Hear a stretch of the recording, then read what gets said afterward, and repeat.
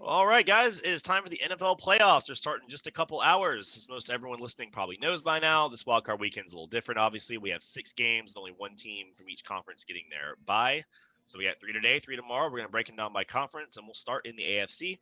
Indianapolis and Buffalo are set to kick at 1 p.m. today. Buffalo obviously had a tremendous season. They finished 13-3, led by Josh Allen's MVP caliber campaign. The Colts proved the Phillip Rivers experiment could work well enough anyway, but also they sport a great running back duo and a top shelf defense. So Drink looks like Buffalo gets 6.5. Who do you got in this one and why? I'm not mad at the odds. I'm not mad at Buffalo 6.5. And the only reason I'm not mad because you don't listen. The Colts have a very good defense. I'm not denying that whatsoever.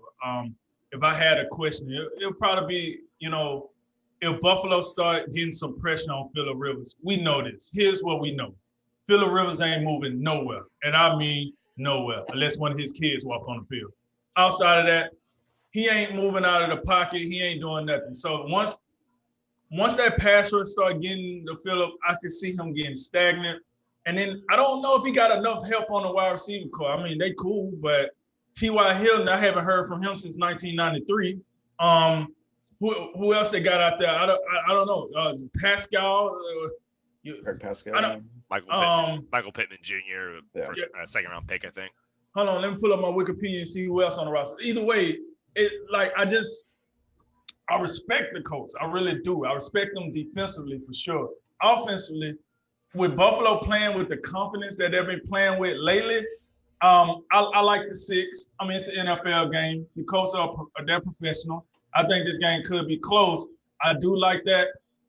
I'm not going to jinx myself. I'm not going to talk about Buffalo's quarterback, but I'm going to say that I like the 6.5. I take Buffalo. I see this game.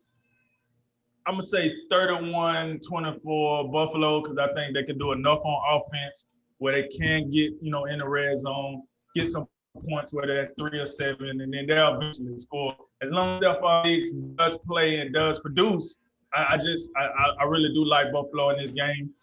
We'll see, but yeah, 31-24 Buffalo for me.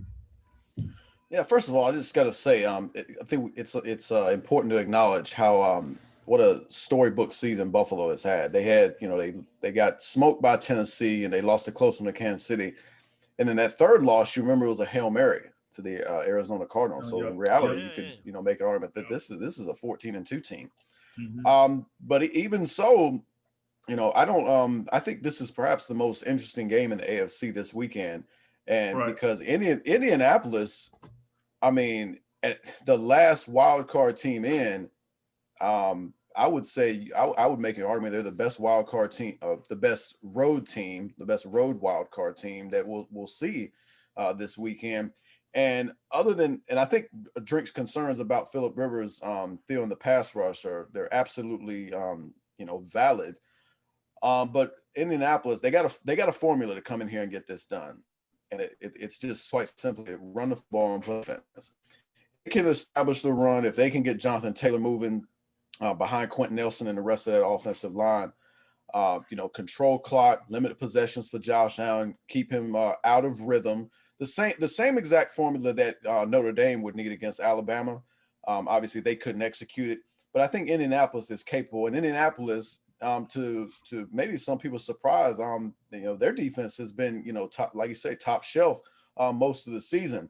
Now, I'm not sure if they're, capable of doing enough against Buffalo because Buffalo has been quite explosive this year. But I think Indianapolis has a formula. They have Phillip Rivers, despite his age and his immobility, he's still got the experience. He's still going to bring that veteran savvy. And from inside the pocket, he can still sling it, as much as we don't, as much as I personally abhor that throwing motion, he can still get it done. I think it is going to be tough throwing the ball, outside the numbers, whether it's T.Y. Hilton or Michael Pittman. We know Tre'Davious White is going to be on one side of the field doing his thing. Their safeties are excellent, Jordan Poyer and Micah Hyde. They have that going for you. But I think Indianapolis could have an advantage up front running the football, and I think they will. And I like Indianapolis. I like Indianapolis in this game in a close one. Bit of upset. I like it. Okay. Yeah, I can't be that adventurous. I saw the Colts twice this year. They're solid. I mean, they really are. I think that you look at top to bottom, they've really built a great roster. They offensive line, they've invested so much into it. In turn, they're running the ball like crazy. And Jonathan Taylor, just every game the season's gone on, he's gotten better and better and better. He snuck into the top, like I think 5 in rushing or so just in the last few weeks of the season. He ended the year like 200 and whatever million yards against Jacksonville, but hey, that's not that impressive. But it is impressive in some ways. But I'll say that I don't know. I just feel like this Buffalo team, this is the team that is going to go. I feel like besides the talent they have, but you have your quarterbacks finally figured it out, and these guys are just playing that really like great like team. They got all that momentum going for them. They're like they've been together for a few years now. Everything's clicking, and teams like that to me are scary in the playoffs. So I'm leaning Buffalo here. But I don't think by any means this is going to be just, a walk in the park. So I would take Buffalo, but I probably wouldn't take the points. I'd probably, take it more of like a 3-point, game or so. All right, let's go ahead and move on. Next up is Baltimore taking on Tennessee at 1 p.m. on Sunday. The Ravens definitely stumbled some this season, but they've also dealt with some heavy issues with COVID-19 more than once. Once healthy, they were able to win 5 straight games and get into the playoffs. The Titans are obviously carried by Derrick Henry's 2,000-yard season. They have some very impressive wins, but also a fair share of blowout losses. So, Jay, who's got this rematch from last year and why? This is I think we touched on it very briefly in the last show. This is a must game. This is a must game for Baltimore for multiple individuals. John Harbaugh, newsflash, you can't come out here 2 years in a row and let Mike Vrabel just eat your lunch, so to speak. You can't have that happen. Lamar Jackson, you can't let Ryan Tannehill do this to you, again. And then the Baltimore defense, led by I believe it's still Wink Martindale over there. You're really going to let Derrick Henry just stiff arm your defense into oblivion again? I mean, Baltimore to me this is a legacy game. I know it's early in Lamar Jackson's career, but as I said last week, you don't want to start 0-3 in your playoff career and join, the grand old list of 1, and that 1 is Andy Dalton. You don't want to join that list. And I think so. First of all, much like they couldn't last year, they could not stop Derrick Henry, and that set up everything else. Ryan Tannehill just gets to relax back there in his office chair, just like we are, just sitting in his office chair. Doesn't have to do much of anything. He can throw for 70 or 80 yards, and that's all it is. Derrick Henry will run for 200. He'll use Earl Thomas as a lead blocker. I mean, we know Earl ain't there no more, but that's what happened. And but I mean, that's first and foremost. Baltimore has got to come out. I don't care like what they have to do. But they have to, if 8 in the box don't work, put 9. And you gotta have some trust in your corners out there. Marcus Peters and Marlon Humphrey, Jimmy Smith. You're gonna have to rely on them to win one-on-one matchups against AJ Brown, or at least be competitive and not let those guys, AJ Brown and Corey Davis, just run wild. Derrick Henry has to be stopped first and foremost. And then on the other side, the big thing I think Baltimore should take comfort in is this Tennessee defense is not good. So Baltimore should be able to move the ball at will. They are going to, as we know, I don't think Lamar Jackson has taken quite the step forward that we thought he would have in the passing game, but he's still very capable back there. But it obviously would help if they get into a situation where they were last year and Tennessee gets the lead, and then Baltimore, can't really maintain the balance that they want. Then that'll be control. They'll be in some trouble, much like they were last year. So I think it's absolutely critical Baltimore gets off to a fast start so they can maintain some semblance of balance and make Ryan Tannehill sling the football from the pocket. I think whichever team gets out to a lead and puts pressure on the other team and makes them, rely more on their quarterback throwing the football, I think that's the team that'll win this game, and I think it is Baltimore. Yeah, here's the deal. I agree with Jay. This game going to be a total opposite from last year. But I think Baltimore going to go ahead and handle Tennessee. Here's why. We have to remember last year, one of the mistakes I really do think Baltimore made last year was they set Lamar Jackson down too long before the playoffs started. And when you got a young player, repetition is very paramount. Like, it's very proven. They need that. This year, you got a different Lamar Jackson, though. You got more of a veteran, been around for a little while, know how to handle the situation. And plus, he has a lot of pressure, but Baltimore has a lot of pressure on him this year that they didn't have in the last 2 years. The first year was, oh man, they made the playoffs with Lamar Jackson. Oh, what a wonderful story. Second year is like, oh, he's the MVP, electrifying, but he didn't get enough help. Third year, you don't get none of those excuses. Either you get it done or somebody's out the door at the end of the season. That's just the bottom line. And I think Baltimore has too much going for them in this game to lose. Honestly, the line set at 3. I mean, I would have rather seen the line set at like 7 or more, because this, Jay said it, this D line for Tennessee is awful. I don't care how much money they spent in the offseason. Hey, I hope you got your receipt. Return it back to the store, because this D line is terrible. And there's no way I see them stopping. I don't know. I see Lamar Jackson. I see Gus Edwards. I see J.K. Dobbins. Maybe Mark Ingram might decide to show up. Listen, I think they're going to be able to run the ball as they want to. I'm looking at the DBs for, Tennessee, which they don't need them as much because Lamar ain't trying to hook up, Marquise Brown all that much. But, you still got to worry about Dez Brown. You still got to worry about Mark Andrews. You still got to worry about the other tight end. I forgot his name. But you got to worry about that short intermediate game. And I just think Baltimore is going to turn into the team that they were last year, where they were just cooking folks. Tennessee don't have the defense. All you got to do is stop Derrick Henry. Because, hey, let me go to Tennessee for a minute. Let's remember this. Tennessee punched everybody in the mouth by surprise last year, I think. I don't think we knew how good Derrick Henry was, but I don't think people really soaked it in how good he could be in the postseason because of that style of play. Now that's not a surprise no more. Nobody that's watching the NFL playoffs this year will be surprised when they see Henry line up on that field. What we will be surprised if Baltimore don't do something to stop him. That's what we'll be surprised. Listen, Tannehill has not shown 1 ounce of confidence to make you think that he can go out and win this game. I'm sorry. I mean, maybe he might do. I don't think he can go out and win this game for you. And just like Jay said, you have the cornerbacks to play one-on-one with the A.J. Browns and the Corey Davidson and the tight end, John. Like, you have the personnel. So all you got to do is I know this sounds crazy from a guy sitting in his office chair, as Jay say, but all you really have to do is stop one guy. Now, you stop the one guy, you should be able to win this game handily, because they can't stop you. They shouldn't be able to stop you on offense. They really shouldn't, because you should be able to run that thing right up the middle every second play, control the clock, and take it to the crib. So I like Baltimore in this game. I like Baltimore in this game by 7+. So I'm going to say, I think Baltimore put up like, I'm going to say 38. Like, I see Baltimore putting up like 38 in this game. I see Tennessee. I think the game becomes uncompetitive at some point. So then Tennessee play a lot of catch-up ball. They come back in. They put up, I think they put up somewhere in the 30s to make it close.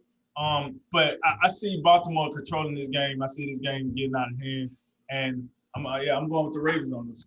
Oh, yeah, a couple more quick points before Cody jumps in. You got to remember, Tennessee, as they had last year, they don't have their great offensive tackles. We know Jack Conklin went to Cleveland, and Taylor Lewan is out for the season, so they don't have those guys to assist Derrick Henry. Just chewing up the rushing yards.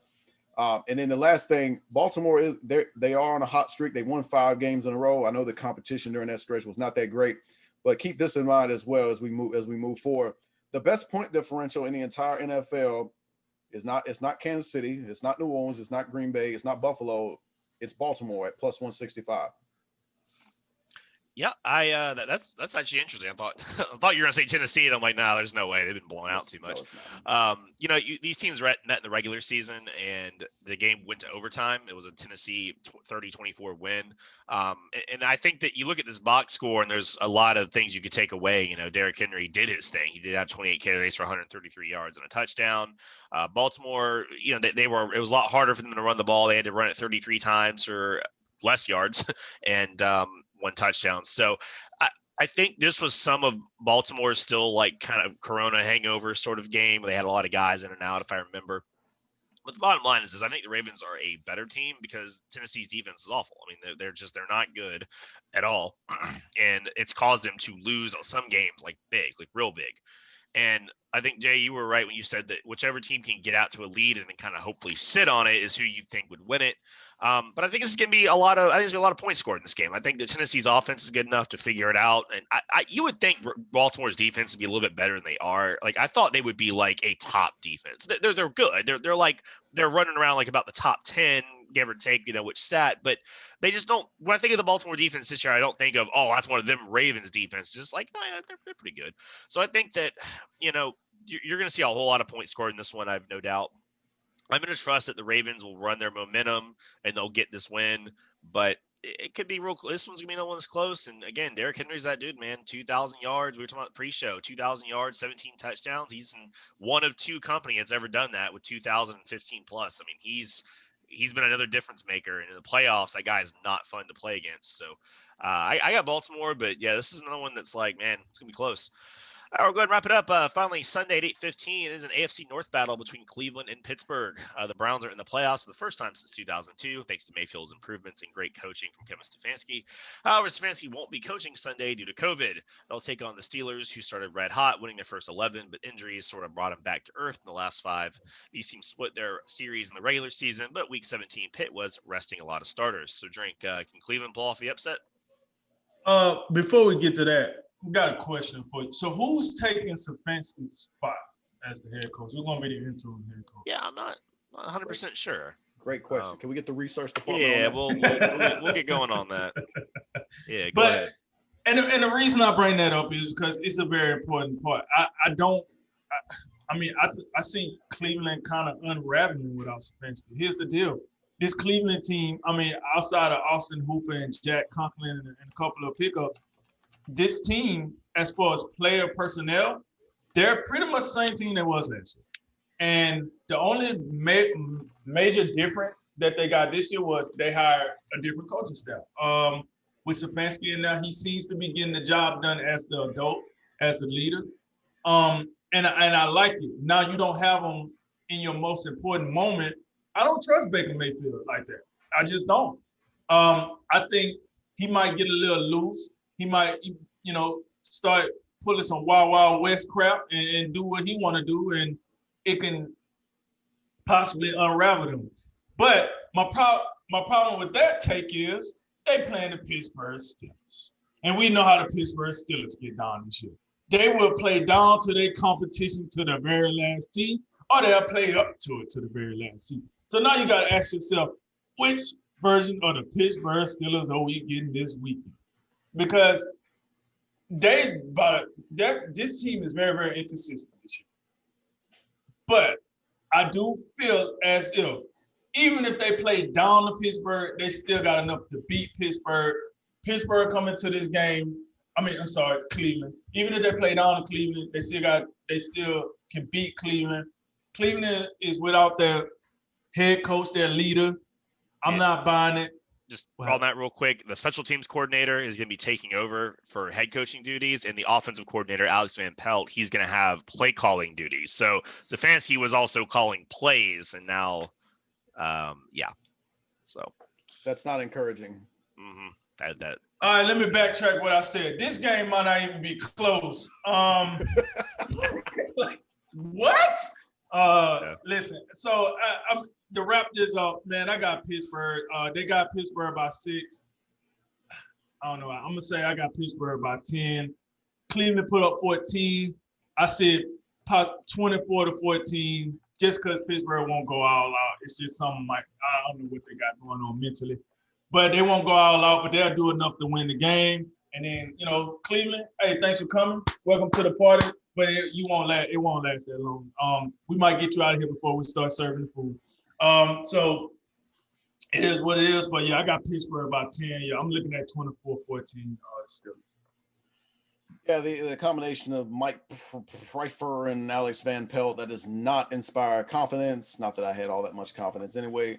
Just put this in perspective. These two teams just got together in Week 17. Cleveland won that game, so up front you would think that would give Cleveland some confidence, and maybe it will. But I would just point out Pittsburgh did elect to sit, a handful of key guys, most important being the quarterback, Ben Roethlisberger. But defensively, they did not play Cameron Hayward. TJ Watt did not play. Joe Hayden did not play. And Terrell Edmonds did not play. I always get my Edmondses confused. So many of them out here.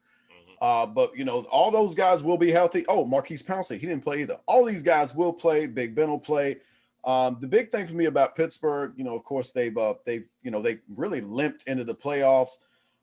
But outside of Kansas City, and you can throw Buffalo in there as well, Pittsburgh to me remains, a top competitor in this conference. I think they are clearly a superior team, and the way Cleveland could be hamstrung by not having Kevin Stefanski, who is doubling up as some offensive-minded coaches do, running things as the CEO on the field, plus calling plays. Well, that's gonna be a lot to overcome, and I'm with Drink. I don't have a whole lot of trust and confidence in Baker Mayfield, being that guy in this situation. A big injury for Cleveland. They will not have one of the best guards in football in Joe Bitonio. He won't be there. And we know how much Cleveland, it's a similar thing I talked about with Indianapolis. Cleveland relies on Nick Chubb in that running game to set everything else up. And that'll be Pittsburgh's, number one priority. They come in there and they can stop the run. I think they'll put themselves in great position. And of course, I think Pittsburgh, on the other hand, they've been so pass happy in the past, about month and a half. Randy Finkter, their offensive coordinator, I think it would be a great benefit to Pittsburgh if they would try to become a little bit more balanced, because I think James Conner is a fine running back. And, he runs with force. He runs with purpose. He can get those tough yards in between the tackles. If Pittsburgh does that, I see no reason why they don't win this game, and they don't win this game by about 10 points. Yeah, if the Browns had Stefanski, I think you'd be a lot more apt to say this is going to really, come down to it. But like I say, you take the Week 17 performance, you take the fact that he's out, and as we all kind of thought, the tales of the demise of the Pittsburgh Steelers were probably a bit much. They were probably a bit exaggerated. This team still won 11 games straight for a reason. They're still 12-4 for a reason. I mean, they're a very, very good team, top to bottom. There's really no point in this team you look at and go, oh well, that part's just trash. I mean, defensive line, secondary, wide receivers. I mean, your quarterback has won 100 million games. You have a Hall of Fame head coach, and I mean, the list goes on. The Steelers should be a team that gets better in the playoffs, not gets worse. And I don't know, a team like Cleveland that's still a little volatile. They started calming down. They started really kind of growing up, but have they grown up enough to really come in here and win a game? And the Browns are 20-1 in Heinz Field. It's in the stretch where they haven't been making the playoffs. I mean, it's not a fun place to be, especially in the playoffs. There aren't many teams that come in there and win. So, yeah, I'm going to agree that Pittsburgh probably handles this game, and they probably cover the spread. And it's unfortunate for Cleveland, but hey, you made it. So just something to build on and go from there. But, yeah, I got to think the Pittsburgh Steelers are going to handle this game fairly easily.